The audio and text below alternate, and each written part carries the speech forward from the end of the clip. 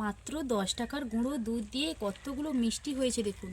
আর মিষ্টির ভেতরটা কত নরম এবং রসালো, কতটা সহজে মিষ্টিগুলো কাটা হয়ে যাচ্ছে দেখুন। এই যে দেখুন ভেতরটা কিভাবে রস বেরোচ্ছে, কতটা রসালো নরম এই অংশটা দেখুন।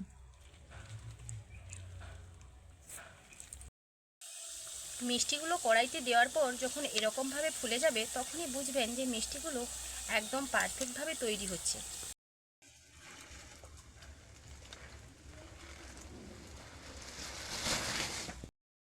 মিষ্টিগুলো ভাজার পর কতটা সুন্দর দেখতে হয়েছে দেখুন, প্রত্যেকটা মিষ্টি খুব সুন্দর দেখতে হয়েছে। নমস্কার বন্ধুরা, আমি দেবযানী, আপনাদের চ্যানেল দেবযানী রান্নাঘরে ভিলেজ ফুডে আপনাদের সবাইকেই স্বাগত জানাই। আজকে দারুণ একটা রেসিপি আপনাদের সঙ্গে শেয়ার করব, সেটা হলো মিষ্টি। আজকে 10 টাকার গুঁড়ো দুধ দিয়ে দারুণ স্বাদের মিষ্টির রেসিপি আমি আপনাদের সঙ্গে শেয়ার করব। আর এই মিষ্টিটা খুবই নরম এবং রসালো হবে। সেই মিষ্টির রেসিপি সম্পূর্ণটা দেখতে থাকুন একদম প্রথম থেকে শেষ পর্যন্ত। আসুন তাহলে শুরু করা যাক মিষ্টির রেসিপি। এই সুন্দর নরম রসালো মিষ্টি রেসিপি বানাতে উপকরণ তেমন কিছু লাগে না, একদম বাড়িতে থাকা ঘরোয়া উপকরণ দিয়েই বানানো যায়। তবে হ্যাঁ, সঠিক একটা মাপযোগের ব্যাপার আছে। সঠিক মাপ বুঝে যদি আপনারা বানান, বাড়িতে একদম নরম রসালো মিষ্টি আপনারা বানিয়ে ফেলতে পারবেন। অবশ্যই করে মাপটাকে ঠিক রাখতে হবে। আমি এখানে একটা বাটি নিয়েছি, ছোট বাটি। আমি এখানে এরকম ছোট বাটি নিয়েছি, আপনারা চাইলে যে কোনো ধরনের বাটি নিতে পারেন। সেই বাটির মাপ করে 1 বাটি আটা আমি এখানে নিয়ে নিয়েছি। ওই বাটির মাপ করে হাফ বাটি গুঁড়ো দুধ আমি দিয়ে দেব।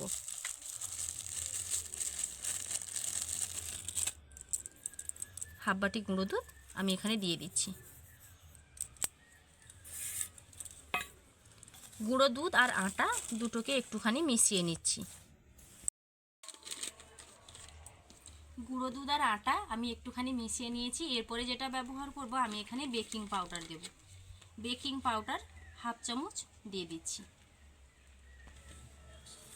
আমি এখানে বেকিং পাউডার ব্যবহার করছি, আপনারা চাইলে বেকিং সোডাটাও এখানে ব্যবহার করতে পারেন। বেকিং পাউডার, গুঁড়ো দুধ, আটা আমি মিশিয়ে নিয়েছি। এইবার আমি এখানে ব্যবহার করব ঘি। ঘিটা দেব, তবে ঘিটা দেওয়ার আগে আরেকটা উপকরণ দিয়ে দেব, সেটা হলো এলাচ গুঁড়ো। 2 কি 3টে এলাচ শিল নোড়ায় একদম ভালোভাবে মিহি একটা গুঁড়ো করে নিয়েছি।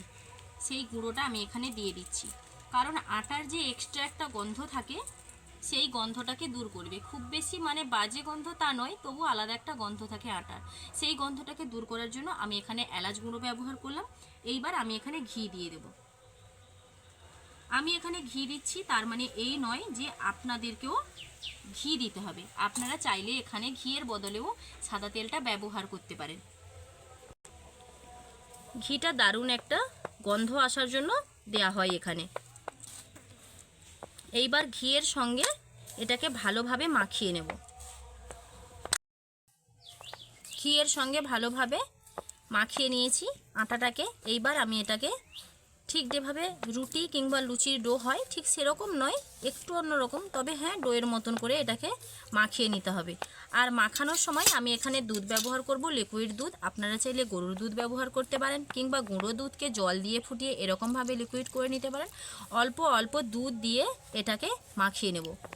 তবে হ্যাঁ, আরেকটা কথা, আমি দুধ দিয়ে এটাকে মাখাচ্ছি তার মানে এই নয় যে আপনাদেরকেও একদম দুধ দিয়েই মাখাতে হবে, কোনো ব্যাপার নয়। দুধ ছাড়াও জল দিয়ে আপনারা এটাকে মাখাতে পারেন, তাতে কিন্তু স্বাদের খুব একটা পরিবর্তন হবে না। মিষ্টি ঠিক যেরকম রসালো একদম নরম হয় ঠিক সেরকমই হবে। রুটি বা লুচি বানানোর ক্ষেত্রে ডোটাকে যেভাবে শক্ত করে মাখানো হয়, এক্ষেত্রে ডোটাকে একটুখানি বেশ নরম করেই মাখবো। ডোটা যখন রেডি হয়ে যাবে তখন একটা চিটচিটে ভাব আসবে। আমি দেখাচ্ছি আপনাদেরকে। ডোটা রেডি হয়ে যাওয়ার পর দেখুন এইরকম একটা চিটচিটে ভাব, হাতে এরকম লেগে যাবে, থালাতে এরকম লেগে যাবে। ঠিক এইরকমই যখন চিটচিটে ভাব হবে তখন বুঝবেন যে মিষ্টির ডোটা পারফেক্টভাবে রেডি হয়েছে।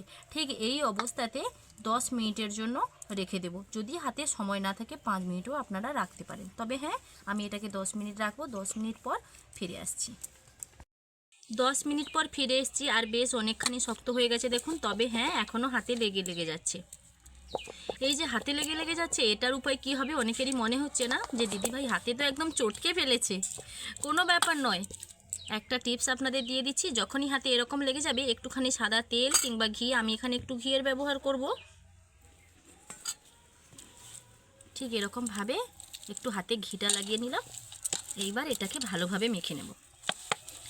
একদম সুন্দর একটা ডো হয়ে যাবে দেখুন। হাত থেকেও ছেড়ে যাবে আর এই থালা থেকেও ছেড়ে যাবে। দেখতেই পাচ্ছেন কত একদম সুন্দর ডো হয়ে গেছে দেখুন। প্রথমটাতে মনে হচ্ছিল যে ডোটা বোধহয় হবে না, সুন্দর ডো হয়ে গেছে। এইবার বড় চাকতির ওপরে এটাকে নিয়ে নেব। যেই ডোটা হয়েছে সেই ডোটাকে আমি দুভাগে ভাগ করব। প্রথমটাতে ভেবেছিলাম দুটো ভাগ করব, তারপর ভাবলাম যেহেতু আমার বড় চাকতি রয়েছে দুটো ভাগের আর কোনো প্রয়োজন নেই। চাকতির ওপরে কিছুটা সাদা তেল দিয়ে দিয়েছি, আপনারা চাইলে ঘিটাও এখানে দিতে পারেন। এইবার এটাকে বেলে নেব।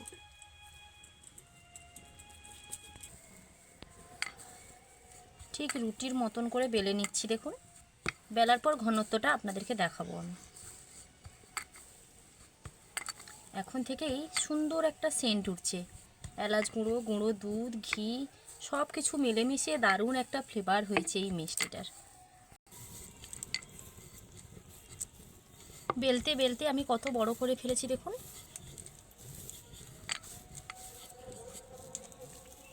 এরকমভাবে বেলে নিয়েছি। এইবার আমি আপনাদেরকে ঘনত্বটা দেখাবো ঠিক কী রকম ঘনত্ব হয়েছে। এই যে দেখুন, এই যে একটা থিকনেস, এই থিকনেস, ঠিক এই রকম থিকনেস থাকা অবস্থাতে কিন্তু এই মিষ্টিটা যে যার নিজেদের মনের মতন করে শেপে গড়ে নিতে হবে। আমি যে কোনো একটা মাপ নিয়ে কেটে নিচ্ছি দেখুন। আপনারা চাইলে এর থেকে বড়ও করতে পারেন।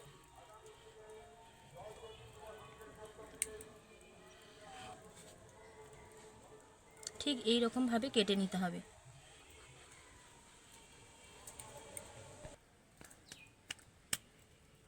লম্বা দিক দিয়ে কেটে নেওয়ার পর আবার এদিক দিয়ে কেটে নিচ্ছি। সাইজগুলো ঠিক এরকমই হবে দেখুন, ঠিক এইরকম।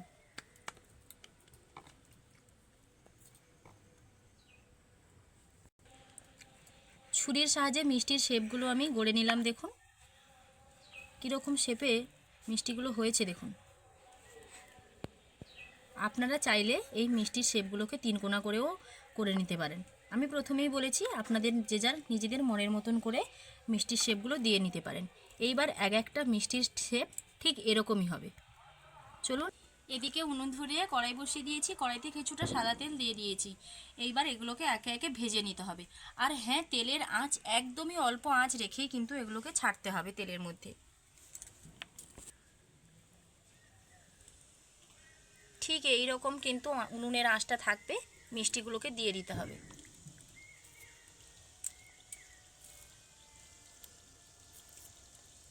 এগুলো ভাজা হলে একাই ওপরের দিকে উঠে আসবে, আপনাদেরকে আর ওঠাতে হবে না। এই কয়েকটা থাক, প্রথমটাতে ভাজা হোক। না, আর একটা দুটো দিয়ে দিই যেহেতু জায়গা আছে।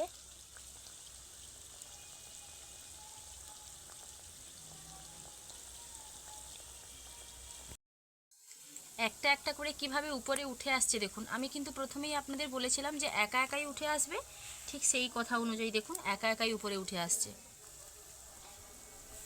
সবগুলো একের পর এক উপরে উঠে আসবে।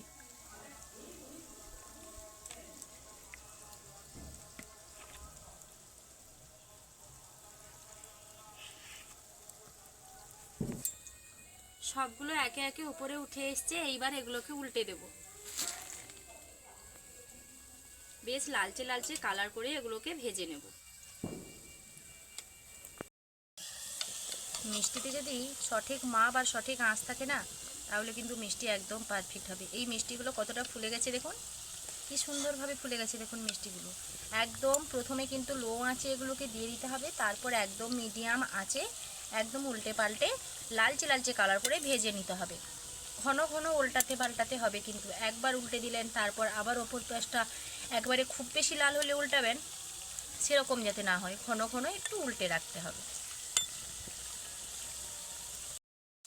উল্টে পাল্টে রাখতে রাখতে বেশ সুন্দর একটা কালারে চলে এসছে দেখুন। ঠিক যখনই এরকম একটা কালার চলে আসবে, ছানটা দিয়ে তেলটা ছেঁকে কিন্তু এগুলোকে তুলে নিতে হবে। আর কীরকম দেখতে লাগছে দেখুন, এগারটুকু কিন্তু এগারটা একটু অন্যরকম দেখতে হয়ে গেছে। তেল ঝারিয়ে একটা থালার মধ্যে তুলে নিচ্ছি।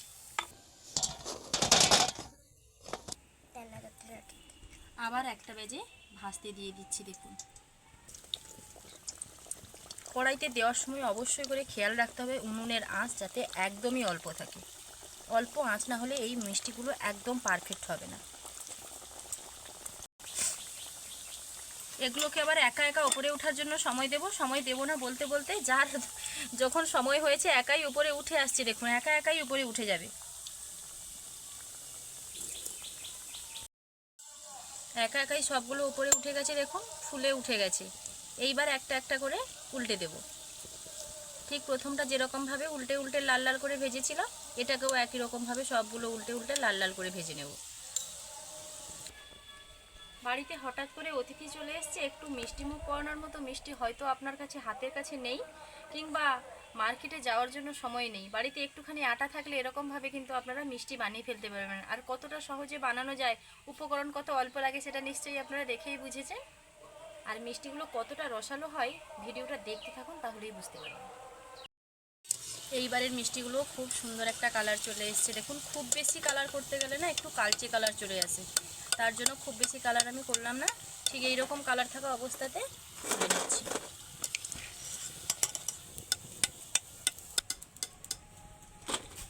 দুটো ব্যাচ ভাজা হয়ে গেল, আর একটা ব্যাচ ভাজা হয়ে গেলেই কিন্তু মিষ্টি ভাজা কমপ্লিট হয়ে যাবে।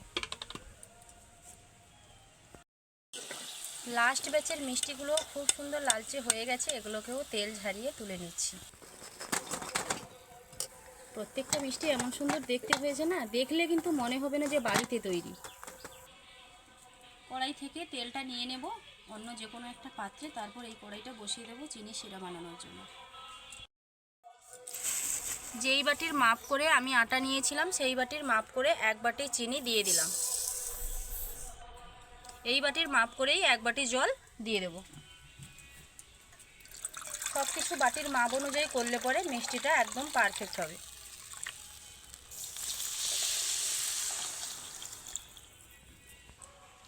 আমি এখানে আরও হাফ বাটি জল দিচ্ছি, আরও হাফ বাটি চিনি দিয়ে দেব।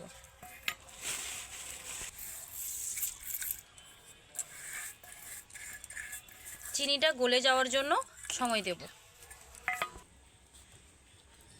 3টা থেকে 4টা এলাচ মুখ ফাটিয়ে নিয়েছি ভালোভাবে, এইবার দিয়ে দিচ্ছি। যাতে এই মিষ্টির শিরাটায় দারুণ একটা সেন্ট আসে, তার জন্য আমি এখানে এলাচগুলো দিয়ে দিলাম। চিনিগুলো ভালোভাবে গলে গেছে আর চিনির শিরাটা একবার দুবার ফুটে গেছে।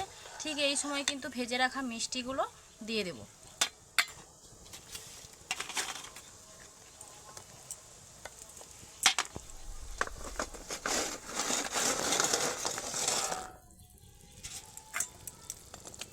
মিষ্টিগুলো দেওয়ার পর একটু এরকমভাবে নেড়ে দেব, দিয়ে একটা ঢাকনা দিয়ে আধা ঘন্টা এগুলোকে রেখে দেব।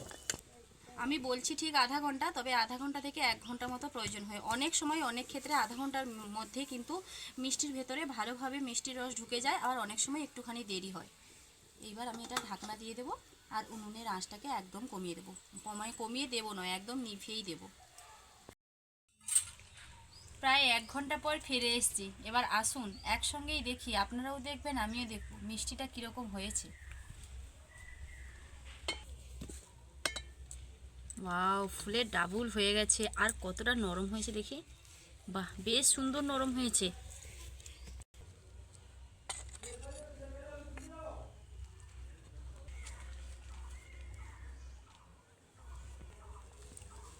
মিষ্টিগুলো দেখেই নিশ্চয়ই বুঝেছেন কীরকম আর কীরকম নরম। দেখুন, আমি একটা কেটে আপনাদেরকে দেখাচ্ছি কতটা নরম আর কতটা সহজে মিষ্টিগুলো কাটা হয়ে যাচ্ছে।